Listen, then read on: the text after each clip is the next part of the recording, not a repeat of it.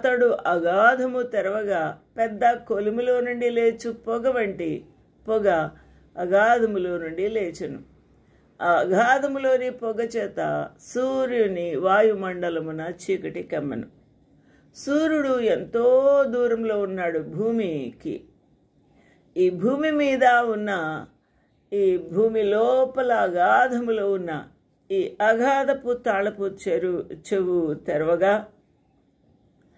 ఈ భూమండలం మీద నుండి ఎగిసి వచ్చుతున్న పొగ అది సూర్యమండలం మీదకి వెళ్ళి సూర్యుని ప్రకాశమును అడ్డుకొని చీకటి కమ్మింది. కాబట్టి సూర్యుని వాయుమండలమున చీకటి కమ్మెను అనేవి చూస్తున్నాం. And he opened the bottomless pit and there arose smoke out of the pit, as the smoke of a great furnace, and the sun and the air were darkened by reason of the smoke of that pit. అగాధము తలుపు తెరవగా, తాళము తెరవగా ఎగిసి వచ్చిన పొగ చేత సూర్యుని వాయుమండలము ప్రకాశమానమంతా కూడా చీకటి మయము ఆయను.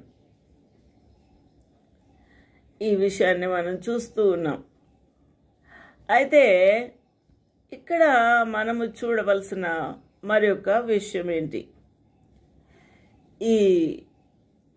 ఈ పొగలో నుండి, ఈ అగాధములో నుండి ఏమి బయటికి వచ్చింది, దేనికి దేవుడు తాళపు చేయి వేసి ఉన్నాడు అని మనం చూసినప్పుడు, and there came out of the smoke locus upon the earth.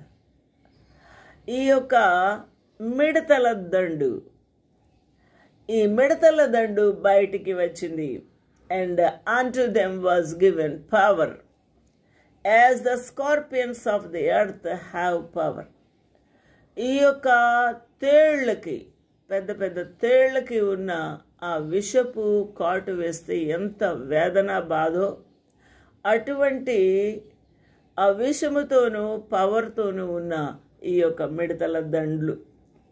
And it was commanded them that they should not hurt the grass of the earth, neither any green thing, neither any tree, but only those men who have not the seal of God in their foreheads.